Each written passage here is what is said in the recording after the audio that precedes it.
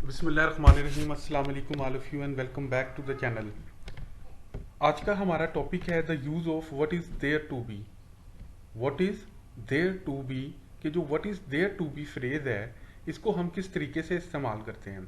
देखिए, जब आपने कहना हो ना इसमें नाराज़ होने वाली क्या बात है, इसको हम इंग्लिश में कहते हैं what is there to be angry about. What is there to be angry about. अब हम इस कॉन्सेप्ट को मज़ीद क्लियर करते हैं। देखिए, अगर आपने कहना हो कि इसमें रोने वाली क्या बात है, इसको इंग्लिश में कहेंगे what is there to be cry about.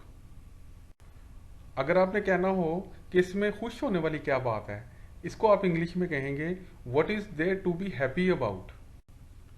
अगर आपने कहना हो कि इसमें फख्र करने वाली क्या बात है, इसको इंग्लिश में कहेंगे what is there to be proud of about, या what is there to be proud of for. अगर आपने कहना हो कि इसमें थैंक यू करने वाली क्या बात है, इसमें जब हम कहते हैं ना यार थैंक यू करने की ज़रूरत नहीं है, कोई ऐसी बात नहीं है, इसको इंग्लिश में कहते हैं what is there to be grateful for. What is there to be grateful for. और अगर आपने ये कहना हो कि इतना खुश क्यों हो रहे हैं, इतना एक्साइटेड क्यों हो रहे हैं, इसको इंग्लिश में कहते हैं what is there to be excited about. What is there to be excited about. So thank you so much guys for watching the video. अब आपसे एक रिक्वेस्ट है कि आप ये छोटी छोटी वीडियोस देखते रहें, आपको मुख्तलिफ यूजेस और मुख्तलिफ सेंटेंसेस पता लगते रहेंगे जो हम रोज़मर्रा ज़िंदगी में इस्तेमाल करते हैं।